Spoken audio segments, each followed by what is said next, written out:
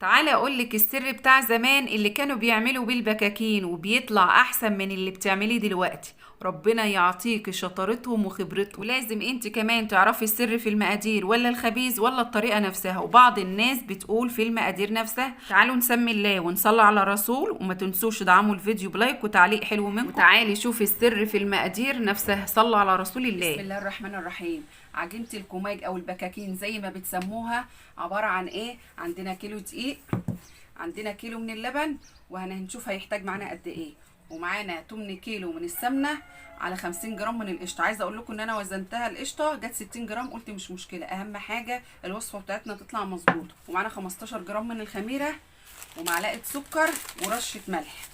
ادي رشة الملح اهي، وادي معلقة السكر، تمام، وادي اللبن بتاعنا. بسم الله الرحمن الرحيم. ايه، وادي الخميره. امسكهم بقى وادوبهم كده مع بعض. بسم الله الرحمن الرحيم.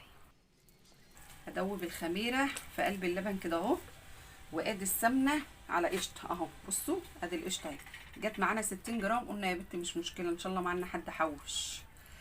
اهم حاجه الوصفه بتاعتكم تطلع حلوه، تمام. بسم الله الرحمن الرحيم. قولي لنا المقادير بالكوبايه يا شيماء. عندنا 8 كوبايات من المج بتاع الشاي، المج الكبير ده. 8 كوبايات من الدقيق، عندنا 3 كوبايات من اللبن الرايب او اللبن الحليب، ومعانا كوبايه الا ربع من السمنه على تلت كوبايه من القشطه، تمام، ومعلقه سكر، وربع معلقه صغيره خالص من الملح، و15 جرام من الخميره. احنا حطينا هنا 15 جرام من الخميره علشان ما معناش بيكنج باودر، تمام.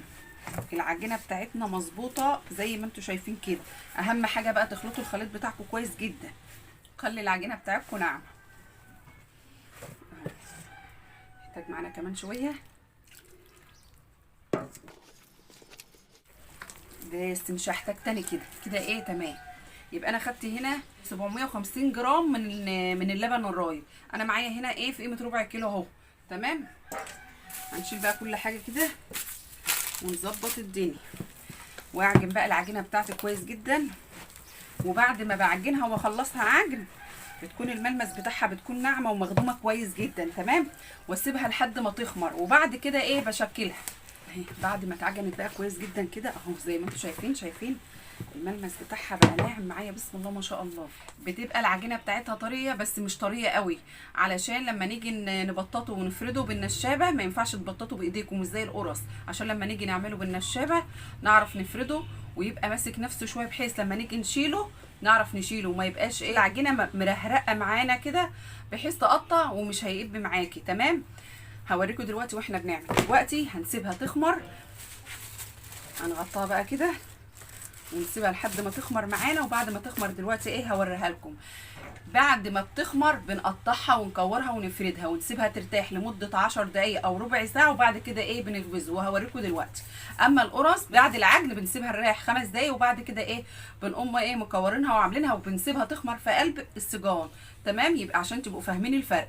هتخمر وهوريكم دلوقتي. عندنا شغل كتير، عندنا فطير وعندنا قرص طريقه فلاحي، عندنا كل اللي نفسكم فيه. صلوا على رسول الله وما تنسوش تدعموا